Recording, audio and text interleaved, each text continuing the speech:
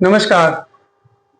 आप सभी जानते हैं कि भारत और अमेरिका के रिश्ते पिछले कुछ वर्षों में लगातार मजबूत होते दिखाई दिए हैं, लेकिन 2025 में हालात तेजी से बदले हैं और अब इस रिश्ते में कड़वाहट साफ दिखाई दे रही है।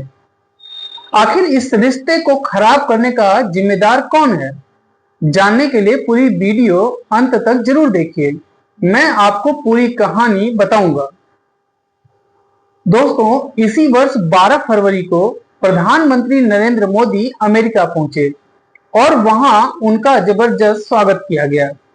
इसी दौरे पर दोनों नेताओं ने ऐलान किया कि भारत और अमेरिका 2030 तक अपनी आपसी व्यापार को 500 अरब डॉलर तक ले जाने के लिए प्रतिबद्ध हैं और दोनों नेताओं ने इसे मिशन 500 का नाम दिया।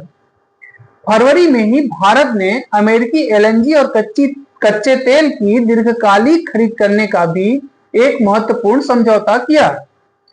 फरवरी में ही दोनों देशों ने 10 साल का डिफेंस कोऑपरेशन फ्रेमवर्क भी साइन किया, जिसमें उन्नत हथियार, इंटेलिजेंस शेयरिंग और संयुक्त उत्पादन के प्रावधान शामिल किए गए। लेकिन इन सब के पीछे ट्रंप की रणनीतिक चाल थी।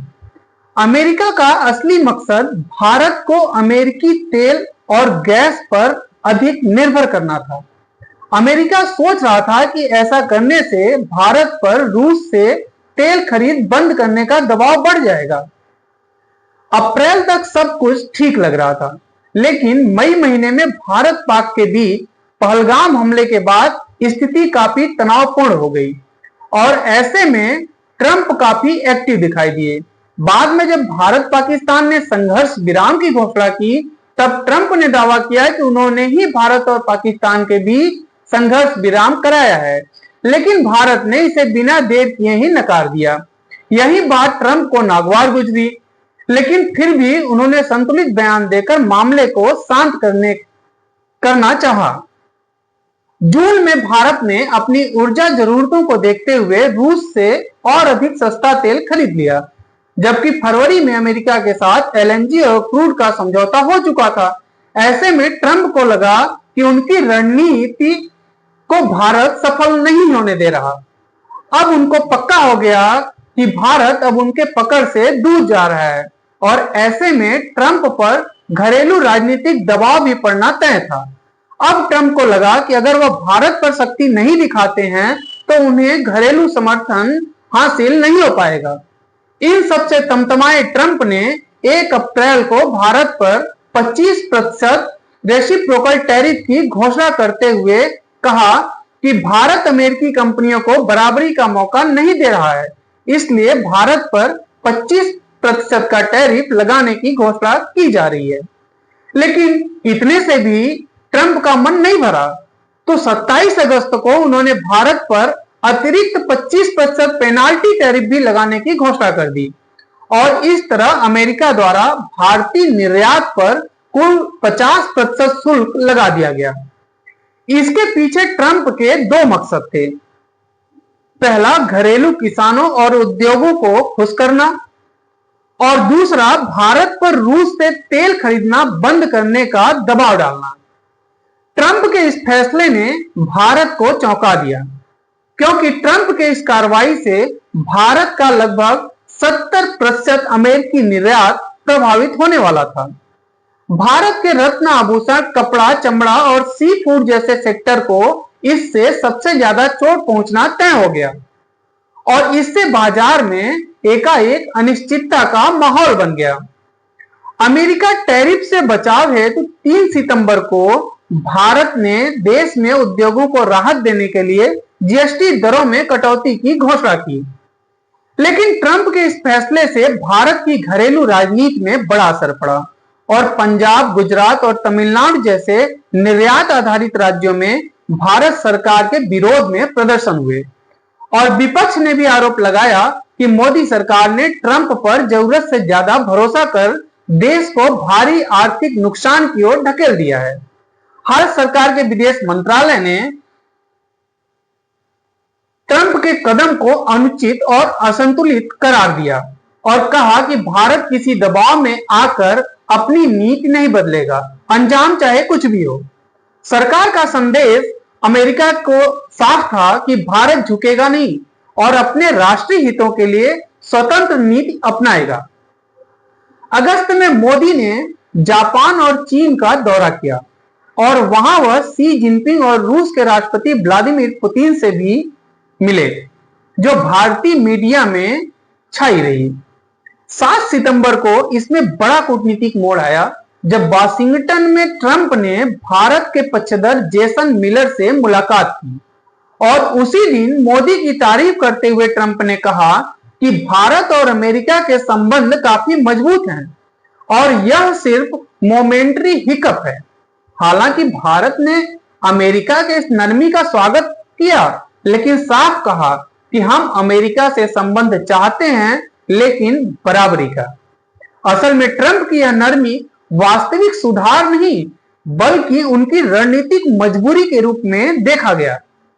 अमेरिका के राष्ट्रपति ट्रंप पहले ही अपने ईगो और डोमेस्टिक पॉलिटिक्स के कारण भारत से रिश्ते खराब करने के जिम्मेदार माने जा रहे थे।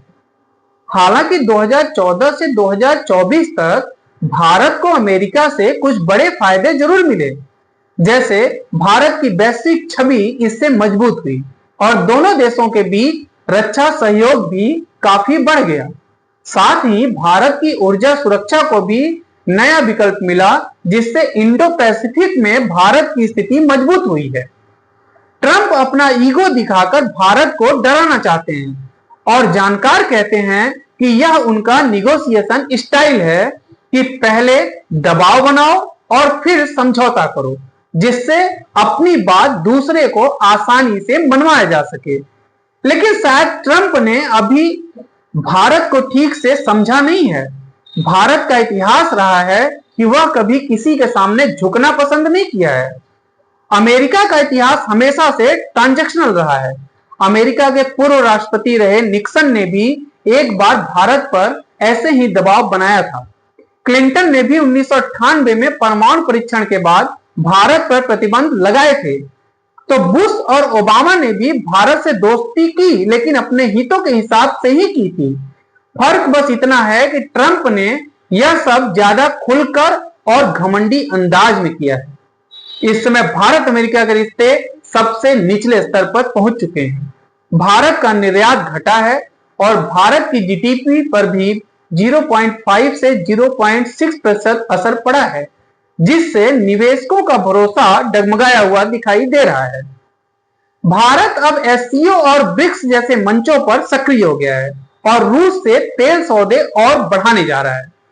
अमेरिका की भी सबसे बड़ी चिंता यह है कि भारत रूस और चीन की ओर अगर और झुकता है तो उसकी इंडो पैसिफिक रणनीति कमजोर पड़ सकती है। अमेरिका भारत के बीच चल रहे इस आर्थिक तनाव पर अंतरराष्ट्रीय प्रतिक्रियाएं भी आई हैं। यूरोपीय यूनियन और जर्मनी ने भारत पर लगाए गए अमेरिकी टैरिफ की आलोचना की और कहा कि यह मुक्त व्यापार के सिद्धांतों के खिलाफ है। तो वहीं नाटो के एक वरिष्ठ सलाहकार ने भी अमेरिका को चेताया है कि उसका यह रवैया पिछले 25 साल की भारत अमेरिका साझेदारी को काफी पीछे ढकेल सकता है। अमेरिकी कांग्रेस में भी डेमोक्रेट सांसदों ने कहा कि अमेरिका की यह नीति गलत है और इससे भारत ही नहीं बल्कि अमेरिकी उपभोक्ता और कंपनियां भी नुकसान उठाएंगी। सबसे बड़ी बात यह है कि यूक्रेन के राष्ट्रपति जेलेंस्की ने अमेरिकी टैरिफ का समर्थन करते हुए कहा कि भारत रूस से तेल खरीदकर अप्रत्यक्ष रूप से रूस यूक्रेन युद्ध में रूस को फंडिंग कर रहा है। यह बयान दिखाता है कि पश्चिमी खेमे में भारत की रूस नीति को लेकर गहरा असंतोष व्याप्त है। इस सब के बीच भारत ने भी अपने उपभोक्ताओं के हितों को ध्यान में रखते हुए 8 और 9 सितंबर को जीएसटी की दरों में बदलाव किया और साथ ही अपने लिए नए बाजार की तलाश भी तेज कर दी है। साथ ही भारत ने यह भी कहा कि अमेरिका के साथ बातचीत जारी रहेगी।